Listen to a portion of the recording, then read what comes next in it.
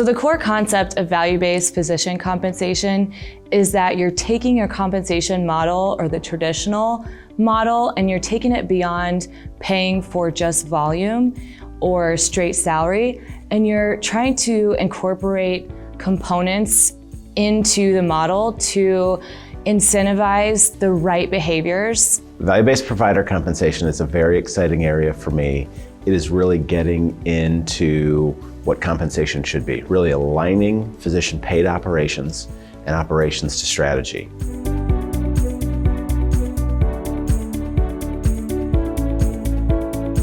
So value-based arrangements differ from your traditional fee-for-service payment models because you're taking your pay for your providers beyond the constructs of just work RVUs or productivity for that matter.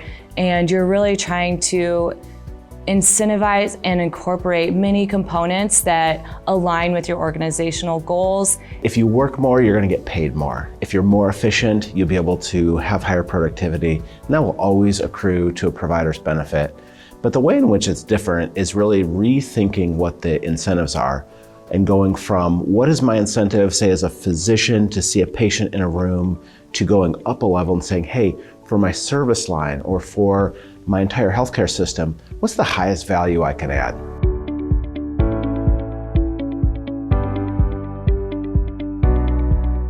There are many components that are key in a value-based arrangement or compensation model.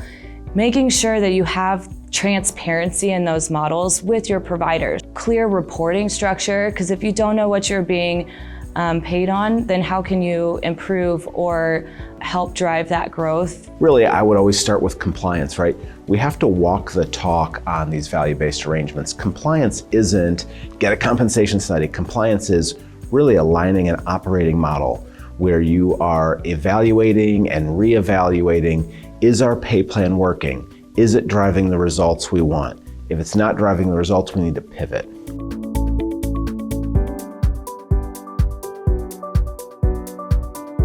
Incentivizing physicians into value-based arrangements can be accomplished a lot of ways, right? First of all, change is hard and everyone hates change.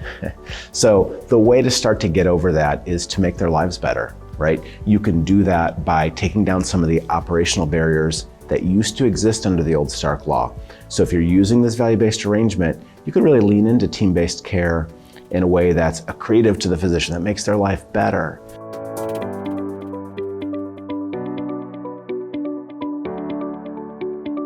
So organizations have to face many challenges when transitioning to value-based compensation arrangements, but the key is you have to have the proponents and you have to have a leader that is going to lead that change. It's not as hard as you think. There are a lot of barriers around can we make the change operationally? Can we be compliant? Can we monitor the program effectively? But honestly, where I see folks making these changes and leaning into these value-based pay arrangements are doing so because they can't afford not to.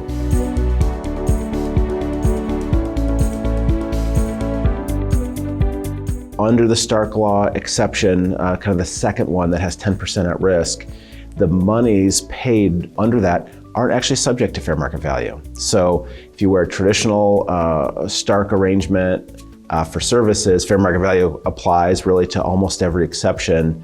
For a value-based arrangement, the monies paid under that arrangement are not subject to fair market value. So if you're in a competitive market, a differentiator can be, hey, we're delivering value-based care, that's how we run our business, we have our pay plan aligned to that, and that is remunerative to the physicians, where their success and our success is shared as we're driving the right outcomes for patients. Adjusting your existing compensation arrangements is a daunting task. So we at Forvis Mazars are equipped to be a partner in this change agent and navigating the complexities of transitioning your provider compensation arrangements. And at the end of the day, we want to make sure that we're helping you transition in the most efficient way possible, as well as being effective.